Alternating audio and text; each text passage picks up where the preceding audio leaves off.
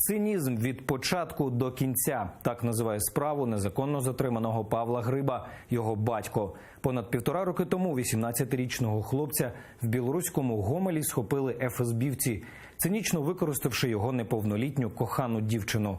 Потім хлопця таємно вивезли до Краснодару, туди, де, за версією російських спецслужб, вони мали вчинити теракт. Однак знову не сходиться, бо справу було відкрито через місяць після так званого Дня Д. Ігор Гриб впевнений, хлопця просто цинічно використовують, щоб підсилювати образ страшного українця-бандерівця та показово розправитись над ворогом руского міра. З батьком Павла спілкувався наш Владислав Стожук. Понад 1,5 роки триває судилище над тяжкохворим українцем Павлом Грибом. За весь цей час ФСБівці не змогли зібрати бодай якихось доказів його провини. Так і на останньому засіданні Північно-Кавказького суду продемонстрували лише на швидкоруч сфабриковані скріншоти з переписки Павла. Як то кажуть, неозброєним оком було видно спілкування двох людей, які йде там умовно про пригоду, про природу, да?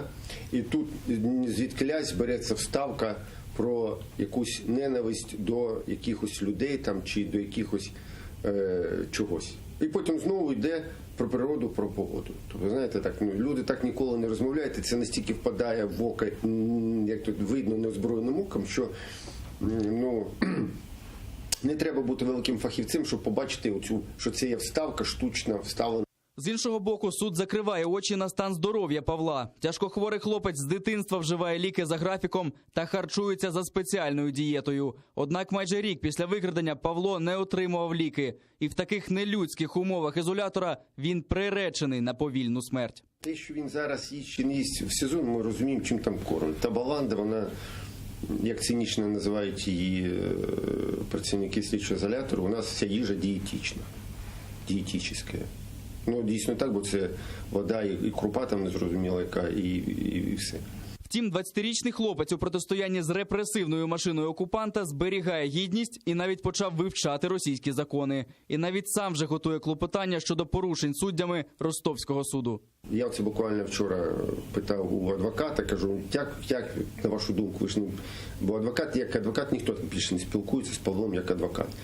Він каже, ні, нічого так, по духу, я кажу, як у нього незламний, він каже, ні, він зараз оце в справу вник і займається своїм захистом, тобто сам, я ж кажу, почав читати відповідну літературу, почав вивчати закони і сам пише собі ці промови, ці заяви у суд. Незламний дух Павла Гриба надихає і його батька. Він сподівається, попри цинізм репресивної російської машини, вже скоро зможе побачитись з сином. На наступний тиждень заплановане чергове засідання. Я дуже